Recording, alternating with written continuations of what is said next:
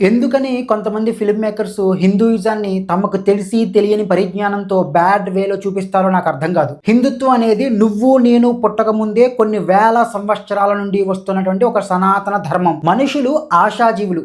వాళ్ళకున్న భయాలను వాడుకొని ఆశ చూపిస్తే వాళ్ళు దేన్నైనా నమ్ముతారు. ఇలాంటి తప్పులు తమ స్వలాభాల కోసం కొంతమంది మనుషులు చేస్తారు, కానీ ధర్మం చెయ్యదు. మనుషులు చేసిన తప్పులను ధర్మానికి ఆపాదించడం తప్పు, అవివేకం. కొత్తపల్లిలో ఒకప్పుడు Paruchuri Praveena care of Kancharapalem movie producer, ఈ సినిమాకి డైరెక్టర్. ఈ సినిమా కాన్సెప్ట్ ఏంటంటే, మనుషుల్లో ఉన్న కొంతమంది తమ స్వార్థం కోసం ఒక దేవుణ్ణి సృష్టించి మనుషుల్ని వెర్రి వెధవల్ని చేస్తూ ఉంటారు. దేవుడు అనేవాడు లేడు, ఒకవేళ నమ్మితే మీరు మూర్ఖులు అని వ్యంగ్యంగా ఈ సినిమాలో చెప్పారు. ఎంత వ్యంగ్యం అంటే, అప్పన్న అనే ఒక చాలా రాక్షసత్వంతో కూడుకున్నటువంటి ఒక వెడ్డీ వ్యాపారి ఉంటాడు. ఆ అప్పన్న చచ్చిపోతాడు.